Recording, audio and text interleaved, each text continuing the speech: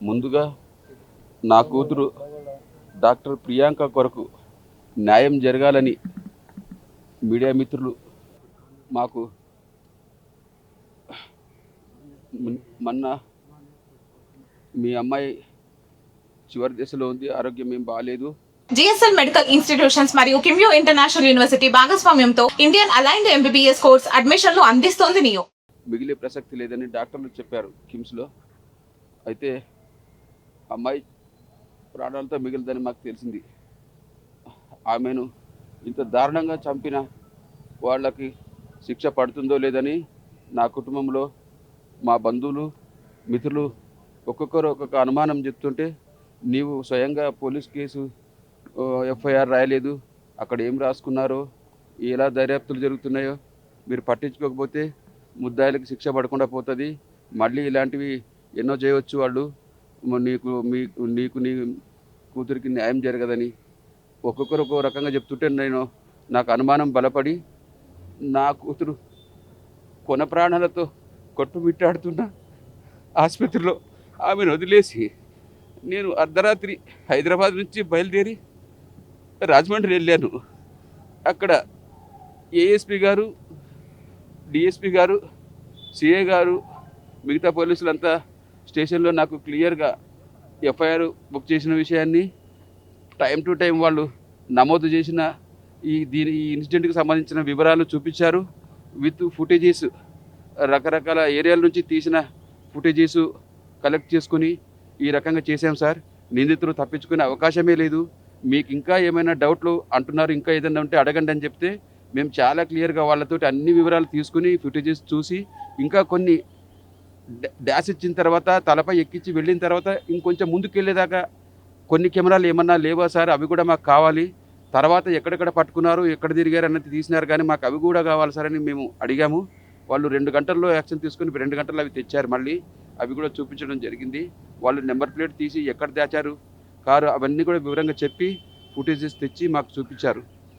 Police దర్యాప్తు మీద మాకు కొన్ని ఏం అనుమానాలు వచ్చాయంటే, వాళ్ళ లోకలు, మేము ఎక్కడి నుంచి దూరం నుంచి అక్కడికి వెళ్ళి చదువుకునే వాళ్ళము, మాకు అక్కడ ఏం ఇన్ఫ్లుయెన్స్ ఉంటుందండి? వాళ్ళు ఏమన్నా ఇన్ఫ్లుయెన్స్ యూజ్ చేసుకొని తప్పుదు పట్టిస్తారేమో, ప్రభావితం చేస్తారేమో అని మాకు అనుమానాలు కలిగినాయి. అక్కడికి వెళ్ళి దర్యాప్తు ఎలా చేశారో చూసిన తర్వాత ప్రాపర్గా వెళ్ళింది. అన్ని ఎవిడెన్స్ పర్ఫెక్ట్గా చూపించి ఎక్స్ప్లెయిన్ చేశారు.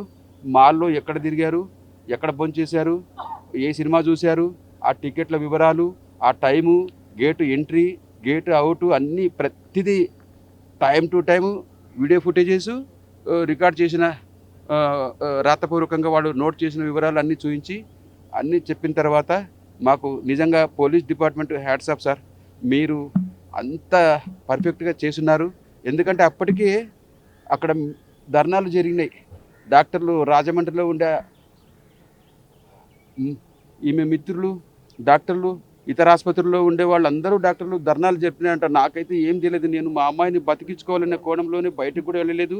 ఈవెన్ పోలీసు వాళ్ళ దగ్గరికి వెళ్ళి కంప్లైంట్ కూడా చేయలేదు మొన్నటిదాకా. నేను ఏం జరిగిందో తెలియదు నాకు. ఎలాగైనా మా అమ్మాయిని బతికించుకోవాలనే కోణంలోనే ఉన్నాను, కానీ బయట ఏం జరుగుతుందో నాకు తెలియదు. తర్వాత అక్కడికి వెళ్ళిన తర్వాత తెలిసిన విషయం అన్నమాట ఇది. అంత అలా చేసినందుకు దాన్ని సీరియస్గా తీసుకొని పోలీసు వారు ప్రతిదీ క్లియర్గా నోట్ చేశారు.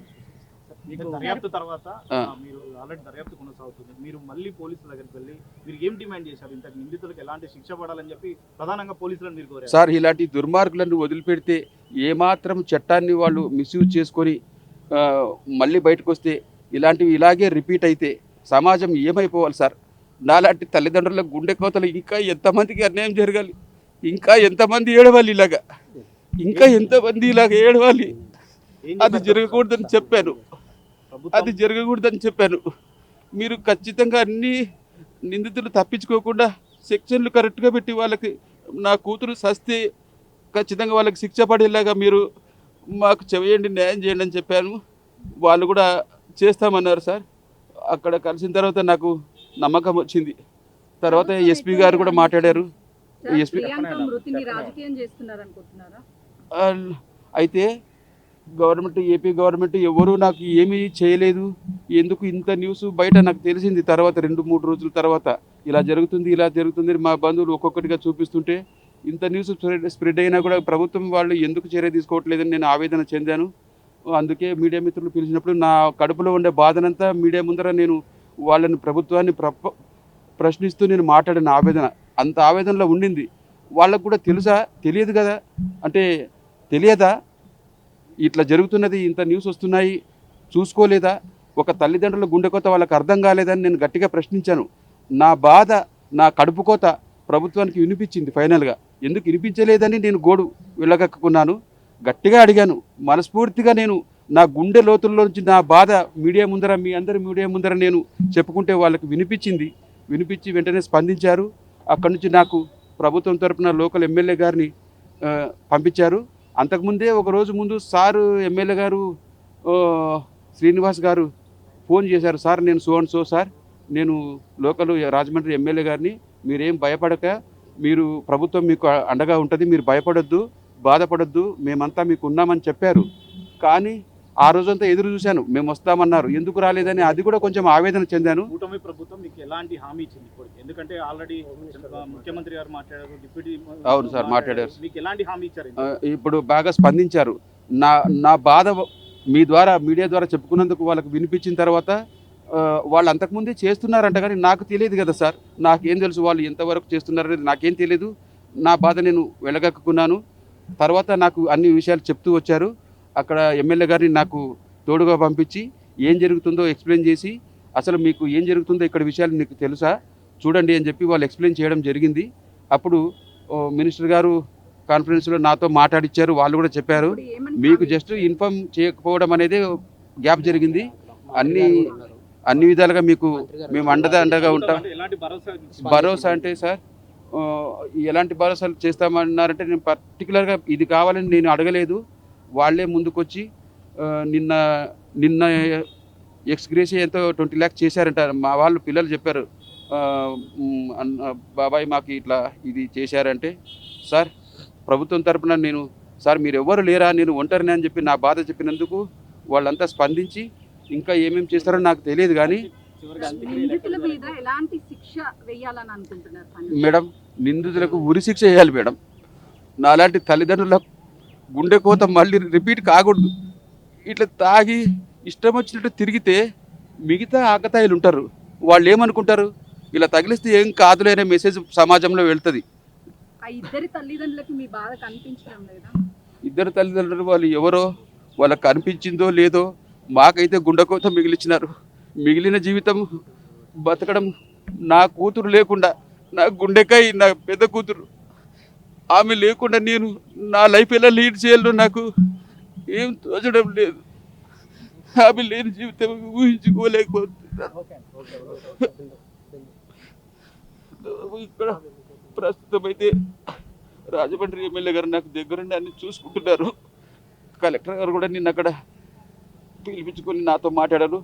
అన్ని రకాల మీరు ఎక్కడ అధైర్యపడొద్దండి, మేమంతా మీ కొరకు చేస్తున్నాము, మీకు తెలియట్లేదు అని వాళ్ళు చెప్పిన తర్వాత ప్రభుత్వం మీద నాకు నమ్మకం వచ్చింది. వాళ్ళు ఏమేమో చేశారో అవన్నీ క్లియర్గా నాకు చెప్పారు, చూపించారు. కాబట్టి ఎవరు వినట్లేదు అనుకున్నారు. మేడం, నాది మా పూర్వీకులంతా జోగులాంబ గద్వాల జిల్లా ఐజ మండలం ఎక్లాస్పురం విలేజ్ మాది. నా కూతుర్లని చక్కగా చదివించుకోవాలనే ఉద్దేశంతో మాకు దగ్గరగా ఉండే కర్నూలు టౌన్కి నేను షిఫ్ట్ అయ్యాను వాళ్ళ విద్య కోసమే. అలా ఎందుకు వెళ్ళానంటే, చదువుకున్న వాళ్ళు మా కుటుంబాల్లో కొంతమంది చక్కగా బతుకుతున్నారు, వాళ్ళ లైఫ్ స్టైల్ చాలా బాగుండేది. మేము ఎందుకు మా ఫ్యూచర్లో మా పిల్లల్ని కూడా ఇలా బతకాలంటే ఏం చేయాలని, ఎడ్యుకేషన్ దీనికి కారణం అని చెప్పి నేను పక్కనే ఉండే కర్నూలుకి షిఫ్ట్ అయ్యి వాళ్ళని చక్కగా చదివించుకున్నాను. అయితే అప్పుడు ఈ బైఫర్కేషన్ ఇవన్నీ ఏమి లేవుగా, అంతా ఏపీ ఒకటే, మాకు దగ్గర ఉండేది కర్నూలే. సో అక్కడికి మాది చాలా పెద్ద కుటుంబము, అందులో నా ఒక్క కుటుంబమే అక్కడికి షిఫ్ట్ అయ్యాను.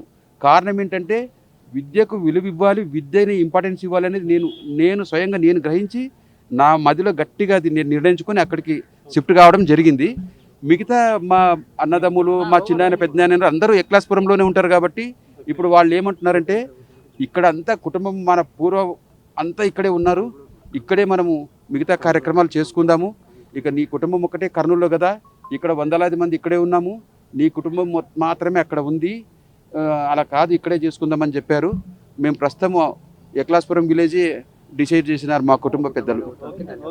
మీరు ప్రభుత్వానికి చంద్రబాబు నాయుడు గారు, ముఖ్యమంత్రి గారికి, ఉప ముఖ్యమంత్రి పవన్ కళ్యాణ్ గారికి, తర్వాత లోకేష్ ఎడ్యుకేషన్ మినిస్టర్ గారికి, హోమ్ మినిస్టర్ అనితమ్మ గారికి, వీళ్ళకి నా బాధ తీవ్రమైన ఆవేదనతో నేను వాళ్ళని గట్టిగా నా పిలుపు అడిగాను. నేను వాళ్ళని ప్రశ్నించాను. వాళ్ళు నిజంగా స్పందించి ఈరోజు నాకు న్యాయం చేస్తున్నారు. వాళ్ళు నాతో ఉన్నారు. నాకు భరోసా కలిగింది. అక్కడి లోకల్ ఎమ్మెల్యే గారిని పంపించి వాళ్ళు కూడా నాకు మొదటి నుంచి ఈరోజు దాకా నా వెంటే ఉండి అన్ని పనులు చక్కగా నాకు ఏమాత్రం స్ట్రెస్ గురి కాకుండా, నేను మానసికంగా మరీ మీరు ఒత్తిడికి లోనవుతున్నారు, మీరు బాధపడొద్దని అని చెప్పి వాళ్ళు నాకు ఎప్పటికప్పుడు ధైర్యాన్ని ఇస్తూ నాకు అన్ని విధాలా వాళ్ళే చూసుకుంటున్నారు.